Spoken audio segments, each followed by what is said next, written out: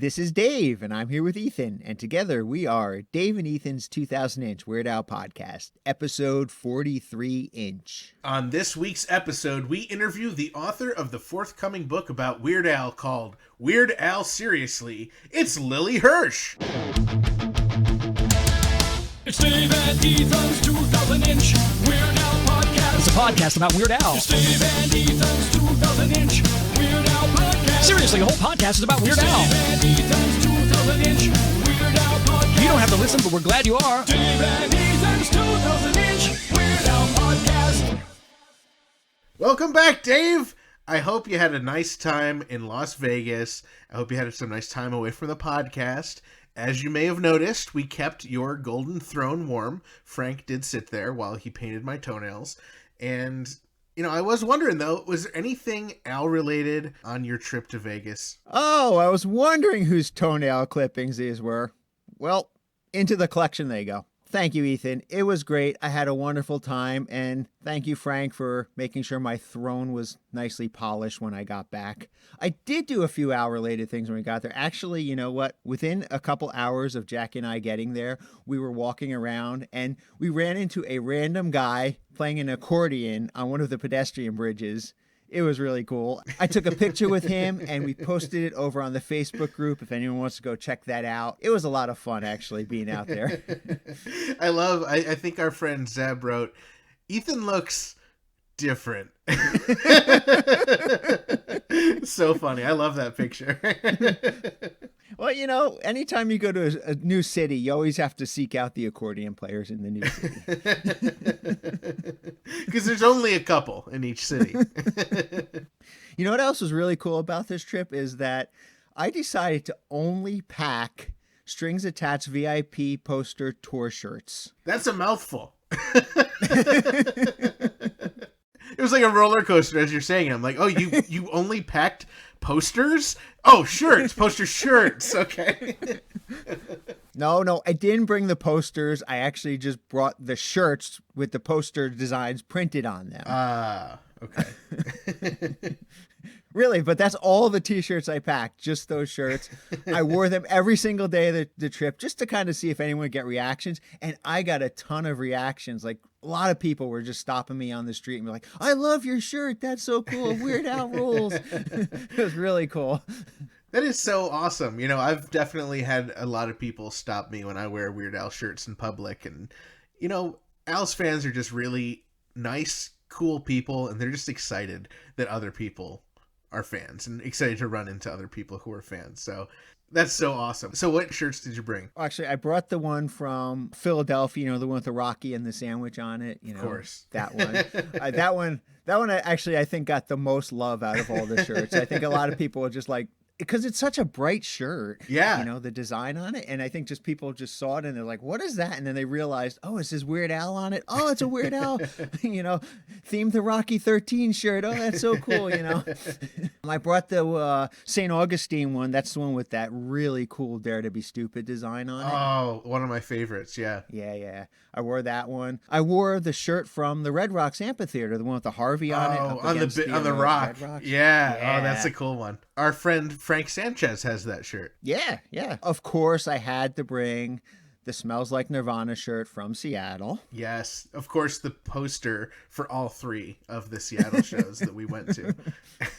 Yeah, I had to wear that shirt 3 days in a row because it was 3 different concerts. Right. No, and of course, I also brought one of my favorite ones, the one from New York City, the one with Al up on the Empire State Building, kind of as like a King Kong reference. Oh, I love that. Yeah. I just randomly decided, you know, I'm going to bring just Weird Al shirts, and they're all going to be those strings attached VIP poster tour shirts. And it was so much fun to have them out there. It was really cool. You remember, like, in elementary school and stuff, they had those word problems for math that you had to do? I feel like there could be a word problem for if Dave Rossi just grabbed a random handful of 5 shirts. What are the odds that they're all Weird Al t-shirts? I feel like we could calculate that, Dave. I guess we would need to know how many t-shirts I have and how many Weird Al t-shirts I have. Yeah, I wonder. I kind of want you to count them now. Go count them right now. All right, I'll let you know by the end of this episode how many I have. The interesting thing about it is if we actually did pull that experiment, I keep all my Weird Al shirts, at least the ones that I wear, in like their own drawer in my dresser. Oh so my God. If I was randomly pulling t-shirts out of different drawers, then only the ones I pulled out of the Weird Al drawer would actually be the Weird Al t-shirts. But if I pulled them all out of that one drawer, then it would be 100% Weird Al t-shirts. See, I never considered having a specific drawer just for my Weird Al t-shirts, and now you're giving me this great idea. I mean, if I could come clean, though, I actually have 2 drawers of Weird Al. Only 2? I would have expected at least 7. And some spillover into other drawers. That's amazing. Okay, so you wore the shirts. What? Any other Weird Al related things? I feel like wherever you go, even if you're not physically seeing Weird Al or a concert, you're gonna find Weird Al references somewhere. Of course, all the time I see Weird Al references. Actually, you know what they do now in Las Vegas is they have these shops that they have people come in and they do like autographs and you can get pictures with them and stuff. And every time Jackie and I go, Pete Rose is there. He's always at one of those shops. And I can't think of a Weird Al Pete Rose connection right now, but I did see like they had this convention in town and they had this private like signing for this convention that was in town, and 2 of the people that were there that were advertised, both Weird Al references, both obvious Weird Al references. Okay. You want care to take a guess? Dr. Demento and Al's dentist. Very close. Okay. Very close. It was Coolio. Oh. And Tone Loc. Wow. And you didn't go and meet them, Dave? I tried so hard to get into the convention so I could see Tone Loc, so I could give him a Gill and Chill sticker. That'd be amazing. He'd be like, what the hell is this? That'd be amazing. And then you could go parody Coolio and get him mad. I almost did my hair up like Coolio that day, so that would have been a really weird coincidence. You guys would have been like, oh. But you know who I did actually get to give some official Dave and Ethan's 2000-inch Weird Al podcast stickers to? Tell us! 2 of my favorite magicians. I see them every time I go to Las Vegas. The great Penn and Teller. Wait, so you gave Penn and Teller Dave and Ethan's 2000-inch Weird Al podcast stickers? They were both really thrilled to get the stickers. And one of the reasons why we actually have the ampersand in our podcast name is because I am such a huge Penn and Teller fan that the ampersand is a tribute to them. I got to tell both of them that they were both very touched by hearing that. That's so awesome. They finally made it now that their ampersand has made it into a Weird Al podcast name. They can retire. I hope they don't retire. I love seeing them. Well, maybe we shouldn't have put the ampersand. I love that you gave them our stickers. You know, when I was in Vegas, when I won the flyaway contest for the Mandatory Fun Tour, one of the things I had to do was go to the Pawn Stars pawn shop. Did you go while you were there? No, I didn't go to the pawn shop this time. I've been there before, but I did go to Rick's Art Gallery. Oh. Did they have any Weird Al art? You know, I looked around and they didn't. Not surprised, but, you know, I gotta ask. Do you remember that episode of Pawn Stars where they had that authorized Al book that they bought? Of course. I remember seeing that still for sale when I was in Vegas. I saw it too. I actually asked them if I could take a look at it, pretended I was interested in buying it. Yeah. You know, and they're like, sure. And I was flipping through it. And it's, you know, clearly it's a used copy of the book, you know. And I asked them what their asking price was, and they said they wanted $600 for it. Yeah, maybe for 7 of them. I know, when I was so surprised, they actually paid $450 for that book. I politely told them, I said, I think you guys overpaid for this. And of course, they didn't care that I wrote my thoughts. Little do they know, one of the foremost experts on Weird Al memorabilia is telling them, like, they should have called you in on the show. Right. I was waiting for that phone call. I was like watching the episode. I'm like, my phone's going to ring and they're going to say, hey, Dave, can you come out here and give us appraisal of this book? I would have told them that they probably could have sold that book for about $50 to $60 in the condition it was in.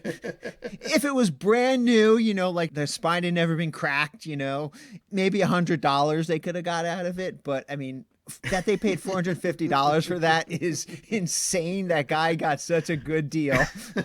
I think I should sell some of my copies to them.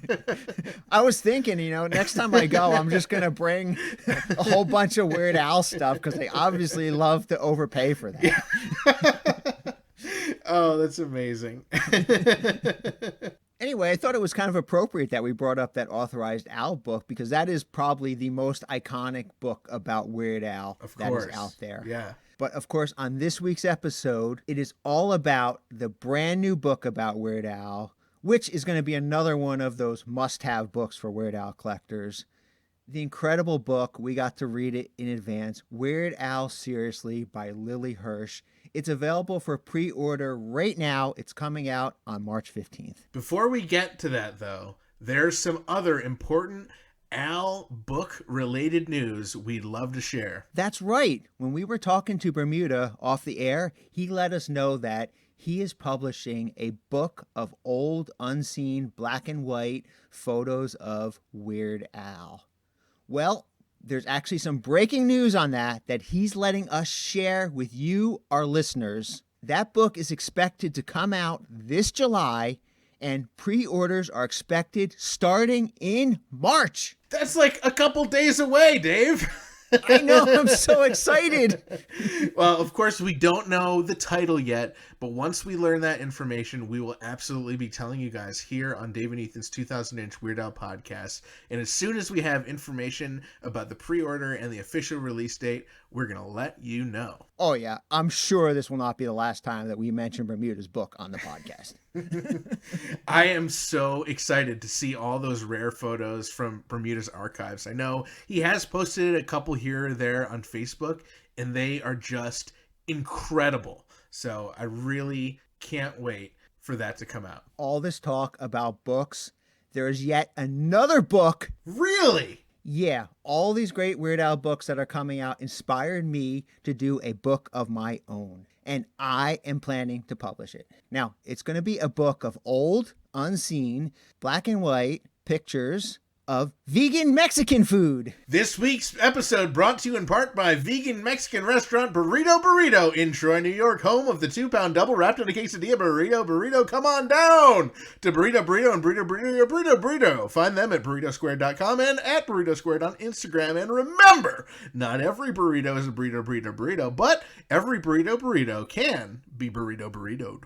Head on over to shop.2000inch.com to pre-order my book. As we mentioned, this week's episode is the great Lily Hirsch. She's written a bunch of really great books. We were so lucky to get the book a few months ago, so we had plenty of time to read it before we got to speak with her. We're so excited for this book to come out. Without further ado, let's check out our interview with author Lily Hirsch.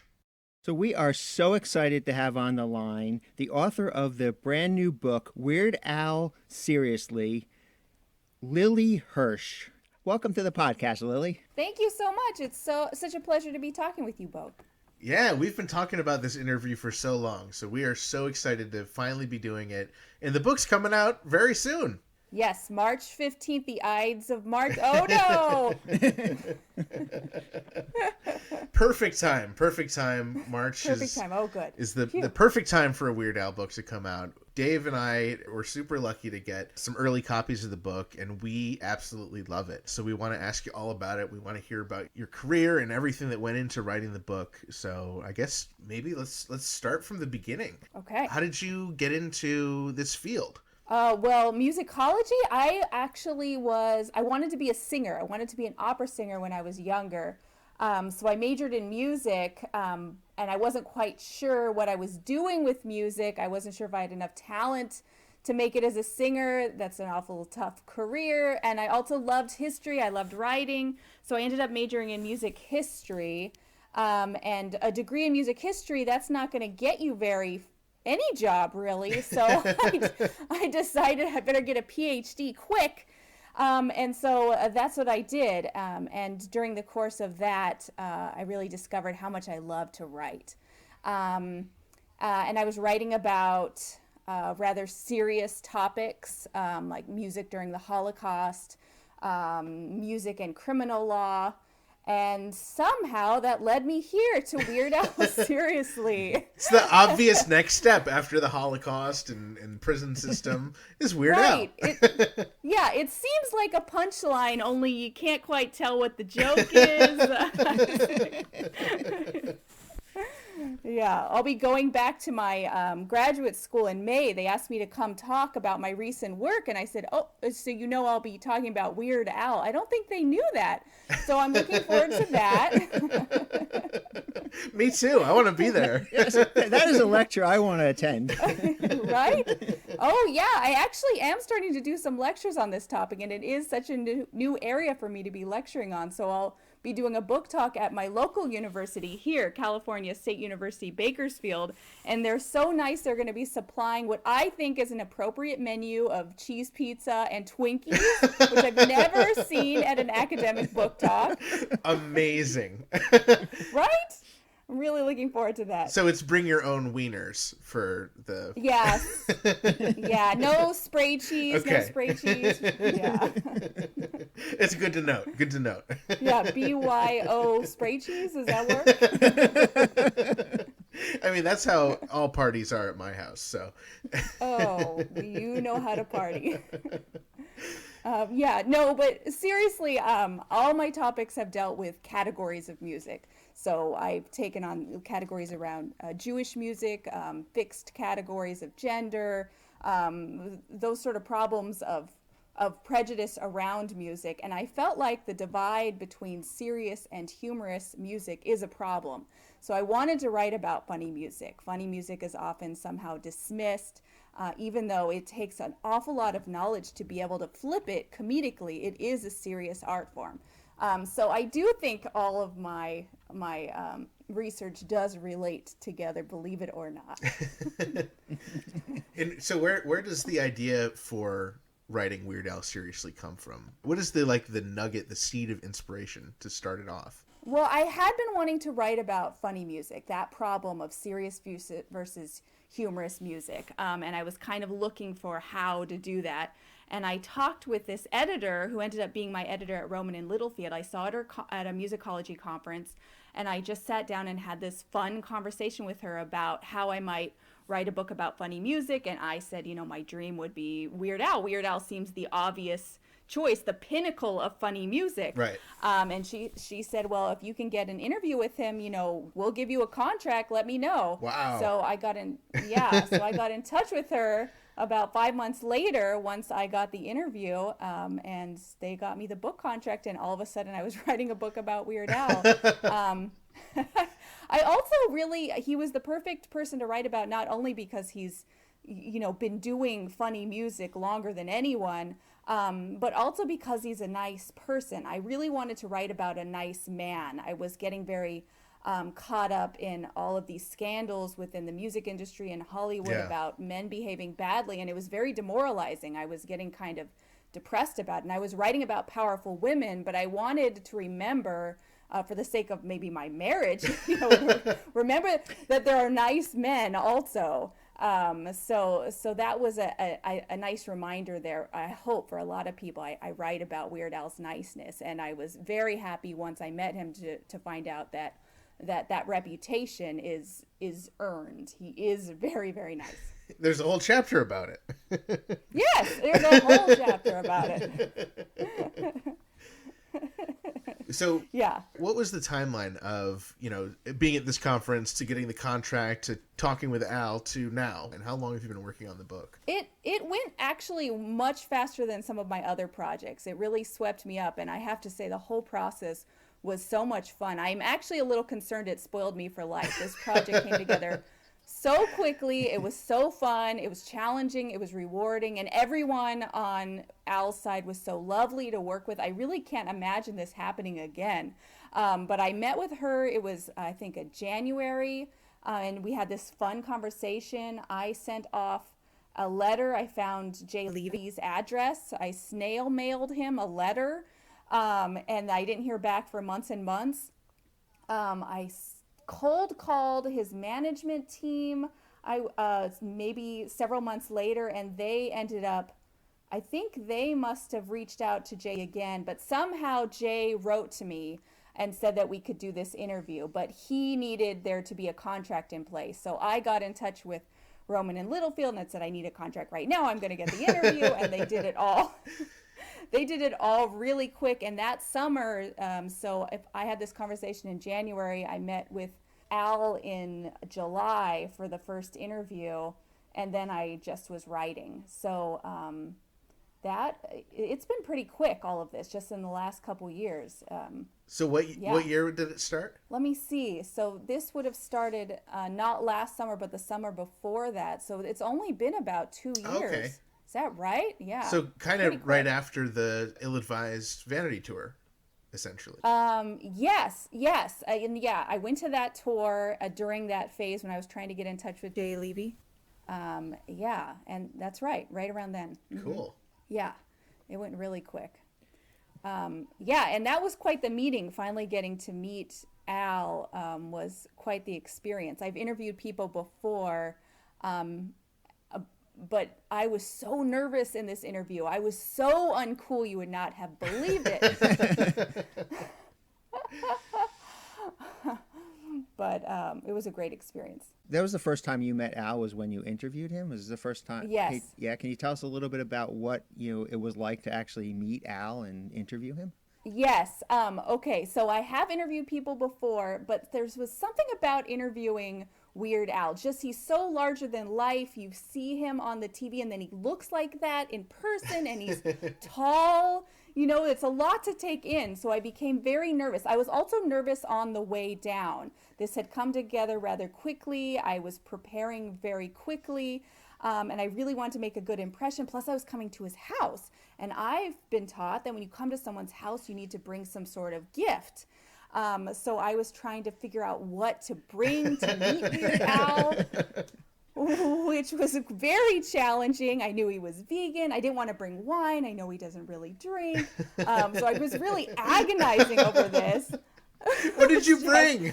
I eventually decided there's a local candy store in my town here in Bakersfield, and this Dewar's candy, and I decided to bring him a box of those local candies. Oh. Yeah, I thought that was, I don't know, something unique. He probably doesn't come to Bakersfield for these candies, so I thought he probably's never seen these. I'll bring these. And I brought him one of my books, so he knows that even if I appear very, very nervous, I actually can write. So hopefully give him a little confidence in what he's agreed to. But I did make the joke. I told myself on the way down, do not hand him this book and say, I hope you don't find any word crimes. So when you're nervous, that's, of course, the first thing you think of and the only thing you think of to say. So I did say that. I still regret that. Did he hand it back to you ever with red marks in it or anything?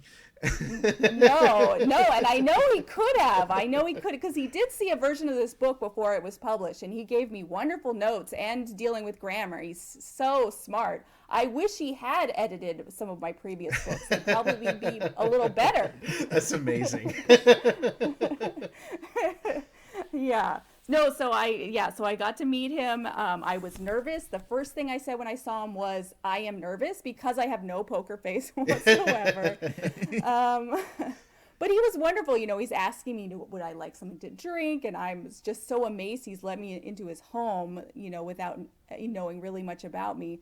I was like, oh, no, you don't have to give me anything. And he's such a great interview subject. I've interviewed other people that, take calls while they're talking to you or talk about things that are unrelated. He was so fully engaged. It really was a wonderful experience. I don't know if I'm going to duplicate this again with anyone.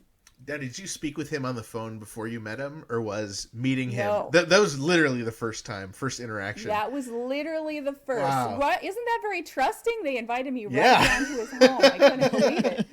You didn't have to get like a blood test or anything like that. No, and it's really amazing because I've heard of other authors having to sign certain things within a contract that the star or the celebrity or whoever they were writing about has to have some sort of say or veto power. Right. But I had this interview permission form from the press, and Jay told me he would tell Al to sign it, and he did, and there was no conditions, so I could be writing anything. So they were very, very trusting, which I found amazing. I mean, they knew I had some background in writing serious scholarship around music, so maybe that was where the trust came from, or maybe he's had such a long career that they're just like, nothing can touch him now. I'm not sure, but it was wonderful. Yeah, I mean, just in our interactions with Al regarding the podcast, we're like, is there anyone we shouldn't talk to? And it's just like there are no skeletons in Al's closet, so Yeah. you can ask him anything, he's gonna have a great response. And he's not gonna accidentally talk about the murder he committed or something. Yeah, maybe that's probably it. They knew there wasn't any terrible thing I could write about because there isn't anything terrible about Al. So yeah, maybe that was it. It must be. Yeah. Yeah, I'm thinking back to, I don't know if you saw it, but the Al's Behind the Music, they basically try, that show, they tried to find some dirt on the celebrity. And I just remember that they couldn't find anything on Al. So it was just a happy, like, they were like, oh no, his album didn't go gold or something. It was like the controversy, so. Yes. No, his music breaks with so many of these pop formulas, and his life does too. And it's just wonderful. So you meet Al for the first time. You're at his house. Yeah. Do you get to meet his dog? No, he said the dog was there. I didn't get to meet his dog. I met his lovely wife, and she was very sweet, very beautiful. I just appreciate so much about Al. His wife looked lovely. It's a lovely home. A lot of people asked me, was his house weird? Did it look, I don't know what they thought it would be. But it's a really interesting modern, I don't know what they think he's going to have around the house. There wasn't like a naked portrait of Ernest Borgnine hanging in his den or anything? No. Oh, good. Yeah, or a bunch of bobbleheads. Or I don't know what they thought. No, but it's this beautiful modern home and great art, and it was just a lovely experience. I do wish that I had been a little cooler. I did get to interview him a couple months later, and I think I was a little more together because I was sweating. I was nervous that first time. Oh, I can imagine. Wow. Yeah. Yeah, it was this pressure. Plus, I have a son who's a huge Weird Al fan, and he was in kindergarten at the time, and my husband had just stuck a CD in my bag and said, if you get a chance to get an autograph for my son Grant, go ahead. I was like, oh, it's so unprofessional. I can't come and be like, hey, do you mind autographing this? But I did at one point pull out the CD and kind of think about saying it, and Al I feel like he just knew what I was up to. He's like, you want me to get a Sharpie? I was going to ask you about that CD. Which CD is it? That's what everyone wants to know. Oh, really? Well, that's what I want to know. That's Do you want to know, funny. Dave? That's funny. It was the Bad Hair Day. I've got the Bad Hair Day. Cool. Oh, okay. Yeah. Very cool. Yeah. So what a great choice. Yeah, my husband loves. Yeah. My husband has that one. He had that at the ready, and my son loves the hairdo. Oh yeah. Oh, that's so cool. So, as far as this first interview at Al's house, how long would you say you're chatting with him? Oh, so I had to clear a certain amount of time, and I think I had 2 hours at my disposal. Wow. But I ran through my questions pretty quick, just out of nerves. And I couldn't, how you ask a question and based on what the person said, you think of something else. Right. My brain had kind of locked down. So once I made it through my questions, which were the questions that I needed, but I couldn't think of any off the top of my head just because of the nerves. Right. So I think I ran through it. I was probably like an hour and a half, and I was like, well, I guess I'm done. So Well, that's good that you didn't just Yeah. like BS and like make up weird questions just to fill the time, you know? yeah, no, that's true. But if I'd had my wits about me, because as soon as I left his house, I'm thinking of more Right, questions. right. That would have been so good. So yeah, Of course. like, oh, darn it.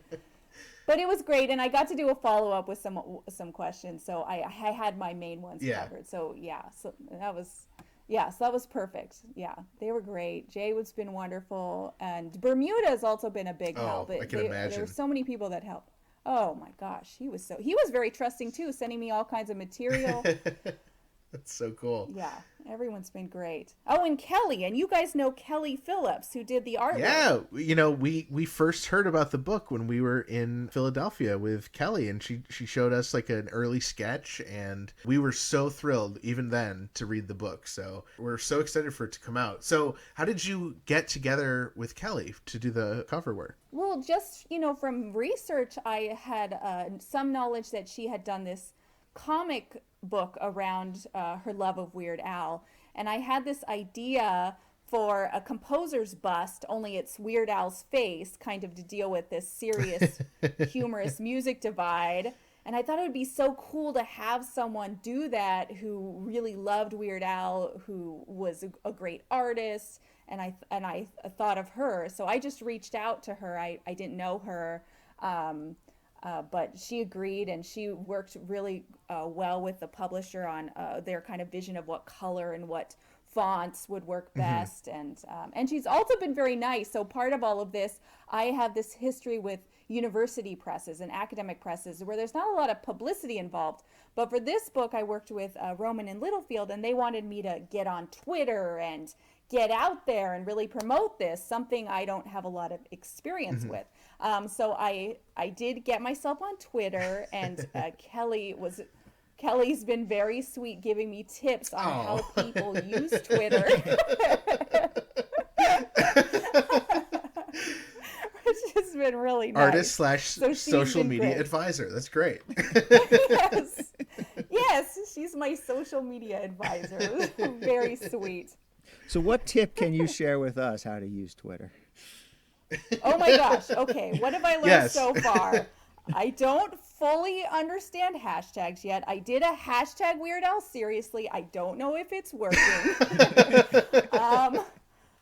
I recently figured out GIFs. I found Wow. a little GIF of Sirius Black, and then it says seriously, and I thought, oh, maybe I'll pull in the Harry Potter fans if I say Weird Al and then put this GIF.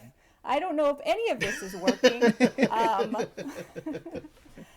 I think my tweet that's gotten the most interest has been about my dog, so I don't really know what works yet. On your website bio, you do mention owning a pencil eating dog. I feel like as a Yes. writer, as an author, a dog eating the pencil it's a very bad thing. No, I have a very bad dog. He's actually the most lovable dog, but he causes so much trouble. He is a poodle, and I had him as a poodle before I knew that much about poodle hats, so that's a fun coincidence. And his name is Harvey, but he's not a hamster, so that's also fun. And he's so sweet. He has no aggressive skills. He cannot defend himself, but he gets himself into so much trouble. He just a couple weeks ago, he ate a whole candy bar, dark chocolate. I had no. to take him to the emergency Oh vet. no. Oh, But Harvey. nothing kills him. I know. That's what I'm working with. So he's my writing companion, but he causes a lot of trouble. Well, just like Harvey the Right. hamster. that's right. You know, I actually wanted to go back a little bit in our conversation to your first interview with Alan. I was curious how your interview was structured. You know, were you already deep in the research in order to come up with the questions, or was this sort of a beginning for you? It was a combo. I didn't know if I was going to get another interview, but this was very early in the process. So I was doing my best to go through everything I could get my hands on to make sure I had all the questions. But that was kind of an impossible situation. Right. But I ended up kind of having an idea of what the book would be structured like and the main themes. So I did end up covering a lot of the questions I needed to cover. But there were some things, further along, that came up. So it was early in the process, but I also needed to hit everything just in case. So yeah, so I did a little bit of guessing there, but most of the stuff I needed, I got. That's great. Yeah, it was good. Yeah, I didn't realize how much time I would spend on certain topics like gender, but toxic masculinity had come up in the first interview, so that was kind of lucky. There were certain things like that just kind of worked out. You also had access to Bermuda, who is Al's archivist. He is, if anybody knows more about Weird Al than Weird Al himself, that is Bermuda. So what kind of access did you have to Bermuda, and what kind of stuff did he share with you? Well, through all of this, I was really careful not to push it too far. Everyone was so nice. Jay was so nice. Al was so nice. I didn't ever want to ask for too much where they got sick of me. So with Bermuda, he was very helpful early on, and I just did not want to take advantage of anyone to the point where I became a nuisance. So I probably could have asked him for more, but he sent me discs. He said he had all of this material at his house, and I was ready to drive down, like, let me come to your house. But he said, that it would be so impossible to go through all that, and he ended up putting a ton of stuff on discs. And he mailed it to me, all of these files of all kinds of stuff, old letters and lots of pictures, and that was amazing. So that was a great help. And then later in the process, I wanted to know more details about the sound matching process and some of the details of the music. And then I asked to interview Bermuda, and he was great, giving me all kinds of great details about the music and about his. I also used him as an informant about just how nice Al is. What does the band think of working with him? Tell me the dirt. There is no dirt. Spoiler alert, there is no dirt. So that was the main stuff. He sent me those discs, which was great. He also kind of told me who I could ask for permission for the photographs, which pictures I wanted to use in the book. So cool. He did all that for me. He was wonderful. Again, everyone around Al is nice. The fans are nice. It's just I'm going to miss all of this. I want to write this whole book again. What was your experience in researching for the book? Like, where do you start? Yeah, and it was an overwhelming process at first, honestly, because I'm a sort of person that likes to over-research, over-prepare. I need to know everything before I start writing. And I'm also someone who came to Weird Al a little late. I was very involved with classical music. I wasn't aware of popular music. But, of course, in being that way growing up, I was the perfect Weird Al fan. I was doing my own thing. I was very different. I was like a Weird Al fan before I realized I was a Weird Al fan. But in preparing for all of this, I had a lot of work to do. So I was just going through every single CD, listening, and I had a notebook, and I was writing down, and I would look up the lyrics. So I was listening, make sure I know the words, and I'm listening to music. I'm taking notes. I'm trying to identify themes. That took a long time. I was doing all that, and of course I would do it all again. Then I've got to watch UHF. I've got to and I'm there with my notepad. It was fun. This sort of research, I've done some heavy research around other topics that don't involve my family. But all of this research, my kids are out involved watching all this. I've got my notepad. They're loving it. What a cool mom. Although my daughter was very concerned that the flying dogs that could not fly in UHF were gravely injured. There were some moments I had to explain. So it wasn't all fun for the family. So I'm trying to watch and listen to everything I can. Thank goodness I already had seen the Captain Underpants movie, thanks to my son, so I heard that song. And then I'm trying to get my hands on every interview he's ever done. I want to hear I don't want to ask the same questions that he's already been asked. He gets asked these questions over and over again. He's a great interview subject. I need to be a good interviewer. So I'm on YouTube just looking for all the interviews I can and going through databases of newspapers, looking for old newspapers. It was quite a process. Yeah. Plus, then I'm trying to understand the place of these different artists when he was parodying them. You know, what was the popularity around Nirvana, that grunge phase, and, you know, all of these cultural moments that he takes on. I've got to understand those cultural moments if I'm going to talk about how he responds to them, how he flips them, or how he extends them, or whatever he does to them. So it was, yeah, it was quite an education in Weird Al, but also quite an education in popular music. Right. Now, one thing that Ethan and I really enjoyed about this book is how well researched it was. And you did make reference earlier to all these obscure magazines and interviews you did. Now, I'm a big collector. I have a huge collection of Weird Al magazines that he's been in and interviews that he's done. And you found interviews that I had no idea existed. So Oh, good. I was really Oh, good. excited to read a lot of these quotes and questions that Al had been asked on these other interviews. So, I mean, where can I find these interviews? Everything I found online. Some things I found on databases through the university where I could look at older newspapers. Oh, interesting. Yeah, but a lot of things were just YouTube, just getting my hands on YouTube or just Google searches. But I tried to leave no stone unturned because I can't, write a book about Weird Al and not know what I'm talking about. So I really tried to get through them all, and it's really interesting to see how consistent he is and how he responds to a lot of the same questions. And it was fun to see that. I also noticed certain patterns, how he kind of resists some of these real grand takes on his music. When I'm trying to ask him about his legacy, and he says, "I just hope I'm known as someone with nice shoes." That was very consistent. Yeah. Yeah, if someone was going to ruin the humor in music by trying to make it overly serious, it wasn't going to be Al. Right. That's my job. I'm here to ruin the fun. Now, in your research, was there anything that you were just blown away by? Is there an album that is just your favorite Weird Al album? Or is there anything that, really reminds you of, the type of music you're usually listening to, like the classical stuff? Let's see. I was very impressed with certain songs. I don't know if I relate it back to that sort of thing, but let's see. Like Trapped in the Drive-Thru, I think, is a very, very impressive song for a lot of reasons. Musically, it is. It's very long. The way he's able to match some of these kind of flourishes, melodic flourishes that R. Kelly does is impressive. I think vocally it's impressive. But I was really impressed with how he seemed to take on artists like R. Kelly.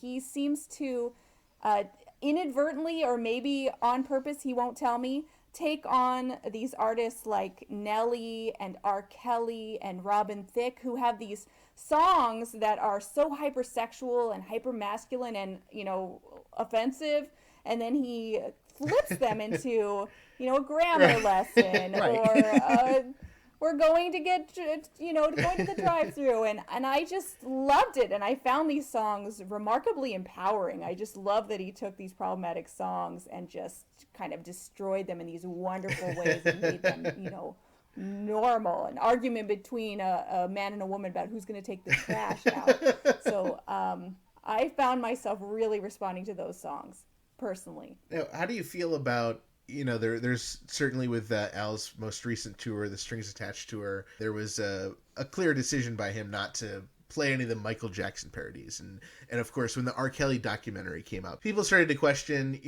can we still listen to Trapped in the Drive-Thru? Can Al's work stand on its own? Or when these things come out about the artists that he parodied, is it something that we need to take into consideration? Well, let's see. I think parody never really stands alone because it always calls that other work into question. It's a dialogue between all of these working parts, Al, but also these other artists, the other characters in the music. So I don't think you can ever really divorce them.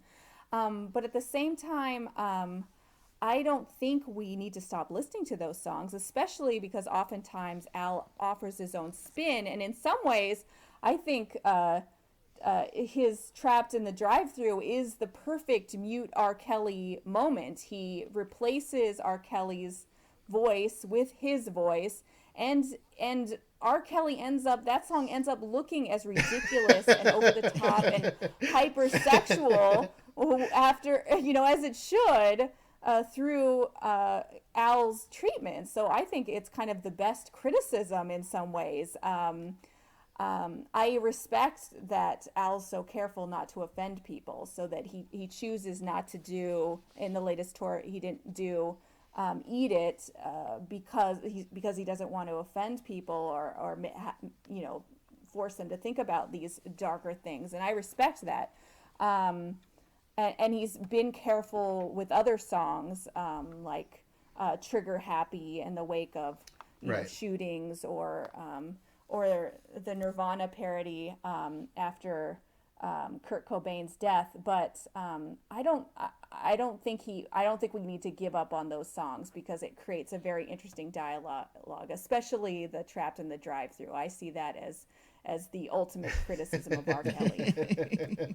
To go back to what you said about Al being nice and the fact that, he does not try to offend people, there is a whole chapter in his book about some examples where he does, kind of poke fun at the songs, in particular, like, You're Pitiful, or, Achy Breaky Song, or even the unreleased, It's Still Billy Joel to Me. He does have these instances where he does kind of poke fun at the original person, but the way he does it is such a playful type of way. Yeah, it's all very light. And even, I'm reading this Trapped in the Drive-Thru as a sort of criticism, but it's not overt. I mean, that's my reading. None of this is very overt. There's always kind of like this deniability in parody, because there's so many different things going on with parody, where it's, it can be seen as tribute, it can be seen as homage, it can be taken at face value or not. And that's happened throughout Weird Al's career, where people don't always see the point if he's intending a point, because there's so many different ways to read a song. Like with Trigger Happy, that's a great example of a song where he is kind of trying to make a point, and he doesn't always make those sort of political points, but he's trying to take on gun violence a little bit. And some people have read that song as a celebration of guns. Right. So I think there's, I think there's a lot of deniability just in parody, and with Weird Al's persona, him being so nice, it's hard to get mad at Al, even if there is a little heavy hand, like You're Pitiful or the Billy Joel, or songs like that, the Billy Ray Cyrus take. It's just, who could get mad at a rainbow? You know what I'm saying? Yeah, I think he gets away with a little bit, and he also doesn't mean to be mean. So I think that's the truth. So one super, super cool aspect of your book is the foreword was written by Dr. Demento. Oh, yes! How have we not talked about Dr. Demento? Yeah, that was amazing.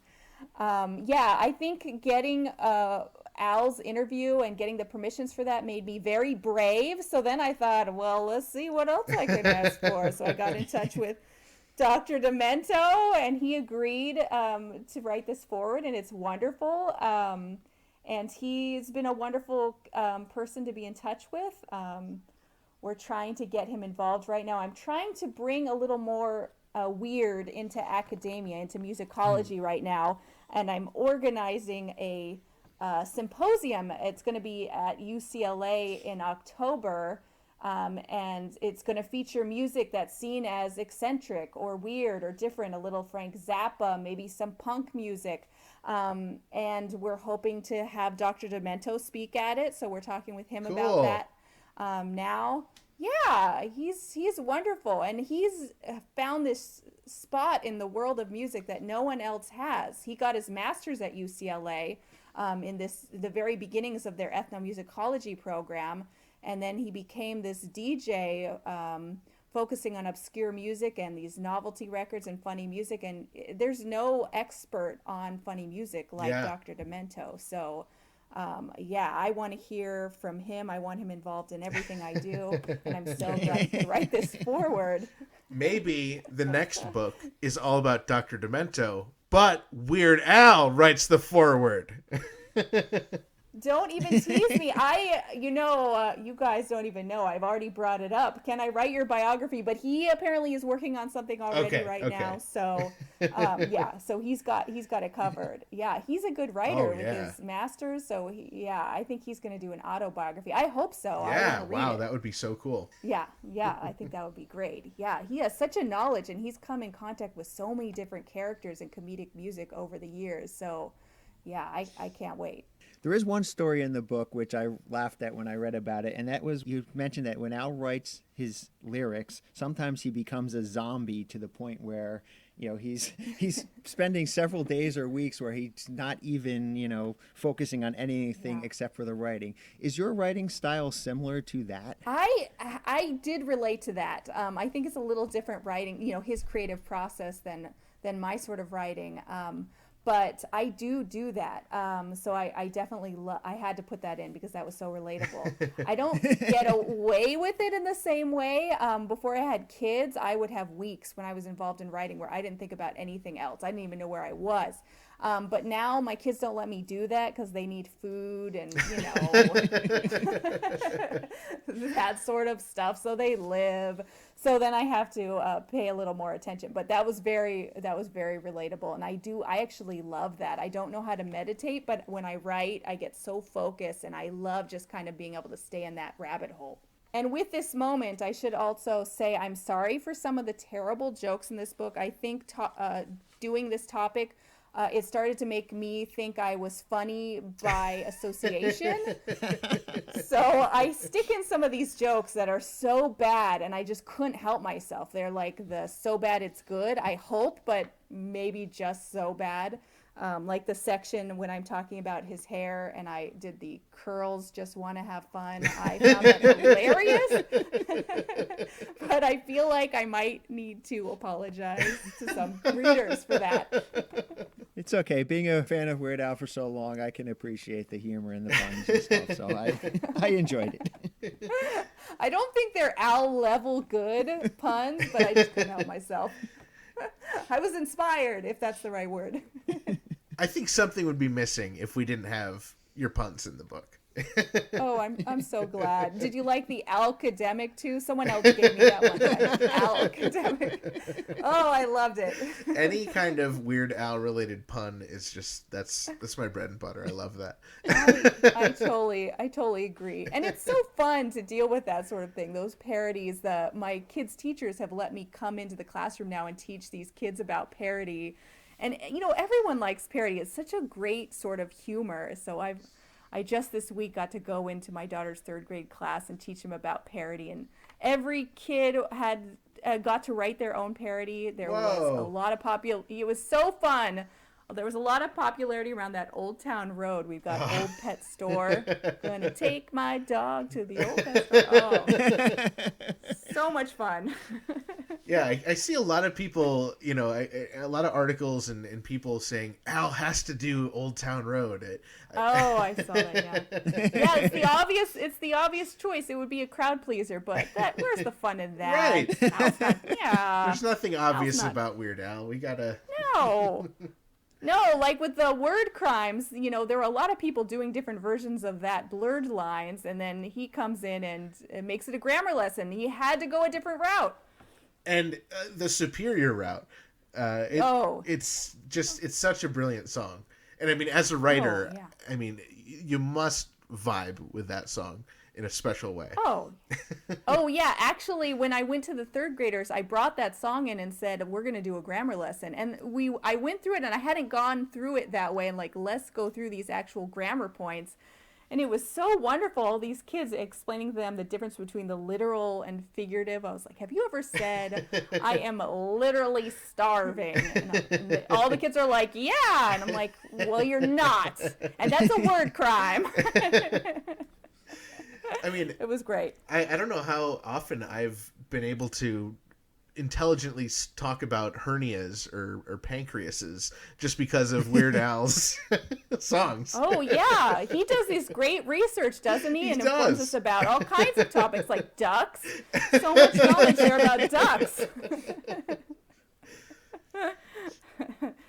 Yeah, no, he does his homework. He does his research. I had to be very informed when I came with my interview questions because I knew who I was dealing with. This is someone who does his homework as well. So this is just, I guess, for me. What book of yours did you give Al? I was very torn about. That's a funny question. I was torn about that. I decided to go with my Music in American Crime Prevention and Punishment, which is, I don't have any I didn't have any light books or fun books or, but it's an interesting book, and it's so yeah, I went with that, and yeah. Yeah. I thought I didn't want to bring him a book that dealt with the Holocaust. Right. I don't know why. That's the second interview book, I think, a Holocaust book.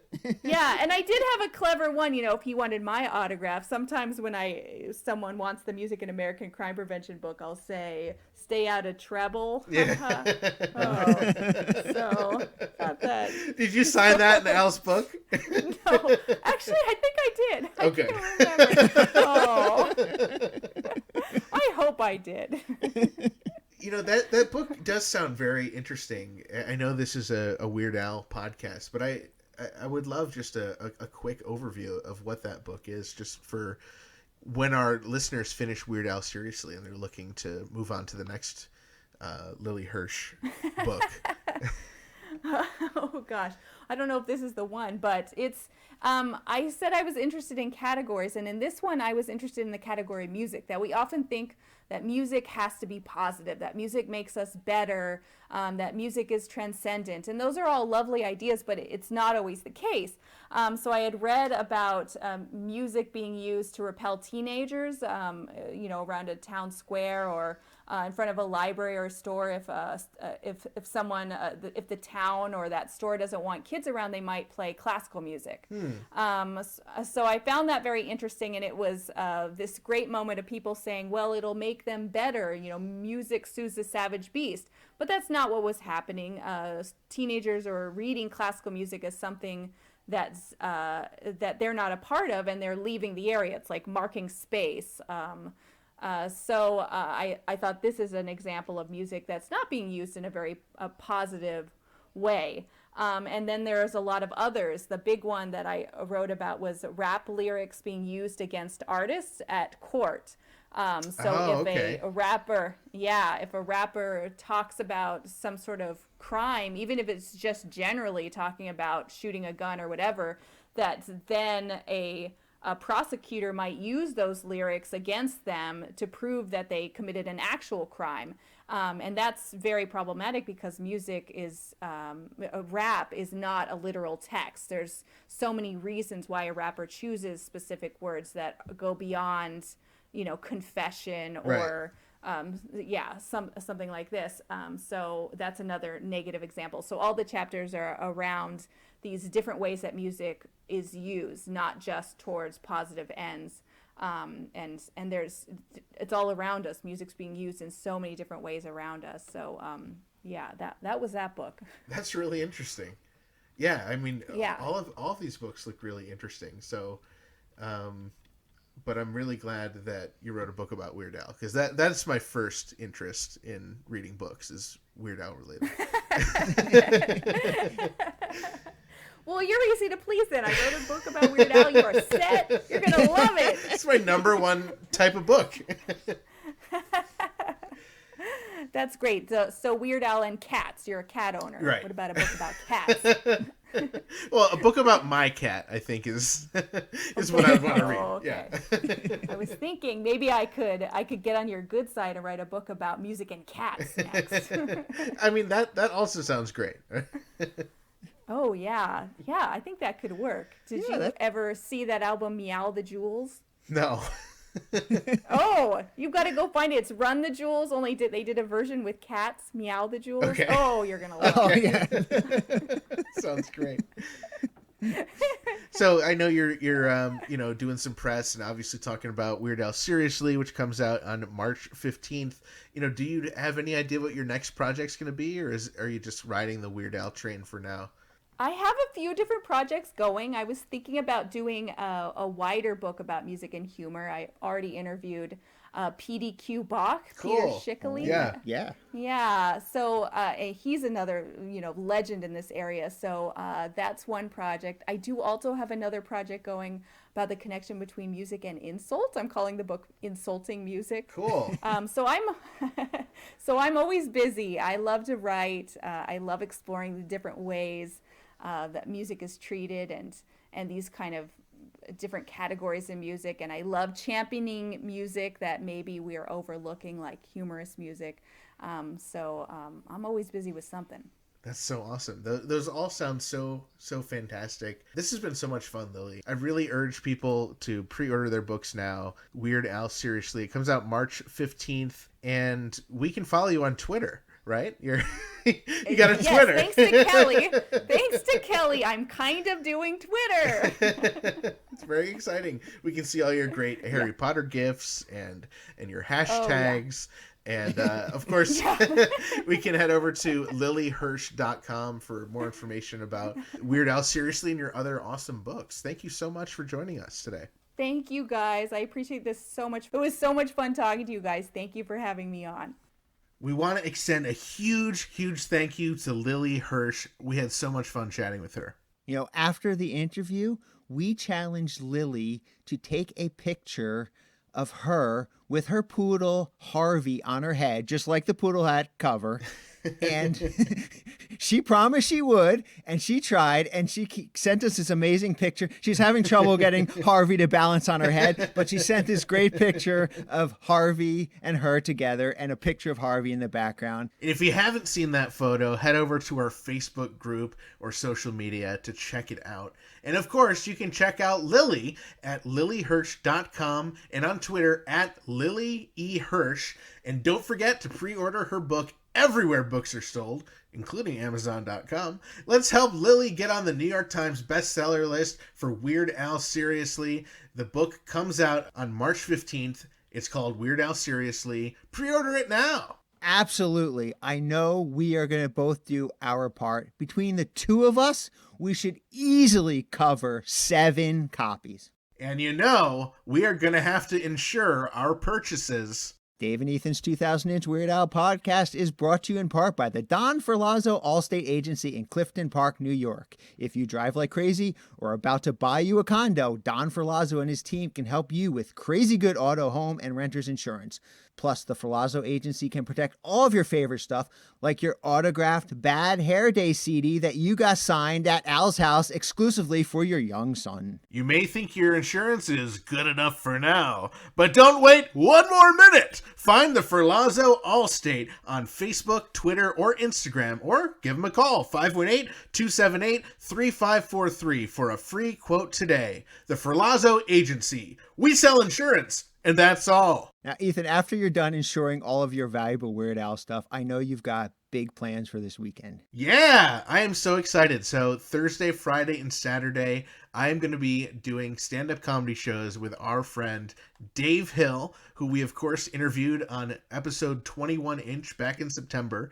So on Thursday, February 27th, Dave and I will be at the High Low in North Adams, Massachusetts. On Friday, he and I will be at the Park Theater in Glens Falls, New York. And on Saturday, we will be at Proctor's in Schenectady, New York, where you and I interviewed the great Jonah Ray. And we cannot make it any easier for our listeners. This is the exact same venue that we did our live interview with Jonah Ray and our live screening of UHF, Proctor's in Schenectady, New York. Oh, I'm so excited. I'm going to start driving up there right now.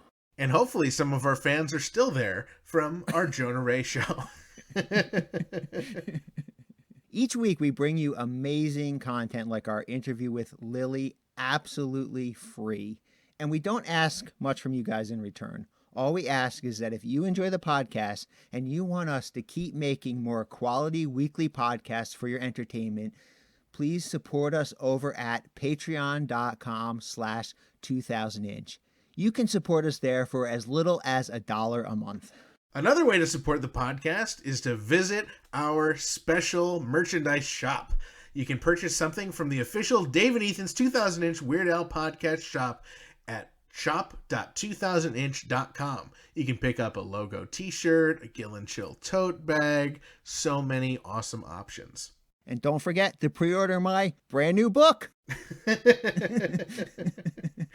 A huge thank you to all of our listeners, all of our subscribers, and everyone who follows us on Facebook, Twitter, and Instagram. We are at 2000inch.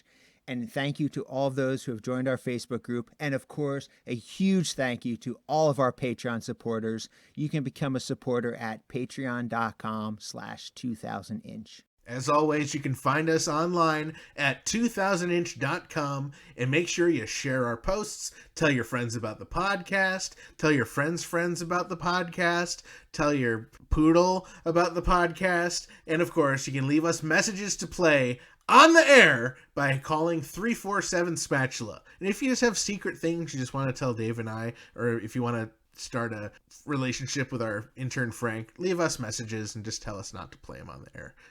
That was creepy. Please remember to subscribe over on Apple Podcasts, on Google Podcasts, on Stitcher, or the podcast app of your choice. This way you do not miss a single episode or any great insightful conversations that we have, like about what I'm wearing on my next vacation. Well, Dave, it is the end of the episode, and you did promise us to get a count on those t-shirts. All right, here we go. Ready? 1, 2, 3, 4. That was Dave and Ethan's 2000-inch Weird Al podcast, episode 43-inch.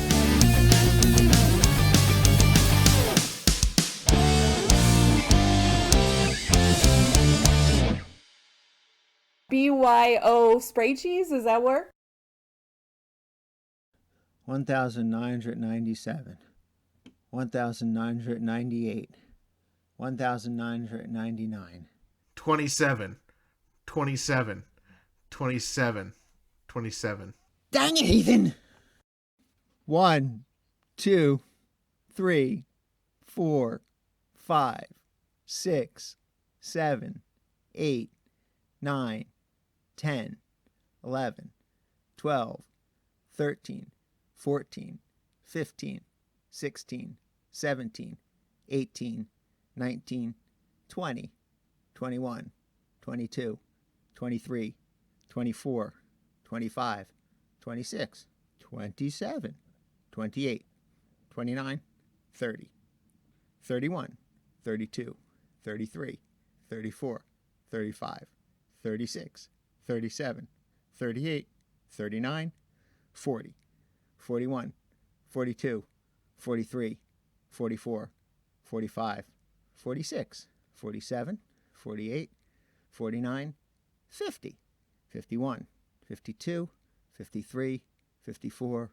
55, 56, 57, 58, 59, 60, 61, 62, 63, 64, 65, 66, 67, 68, 69, 70, 71, 72, 73, 74, 75, 76, 77, 78, 79, 80, 81, 82, 83, 84, 85, 86, 87, 88, 89, 90, 91, 92, 93, 94, 95, 96, 97, 98, 99, 100, 101, 102, 103, 104, 105, 106, 107,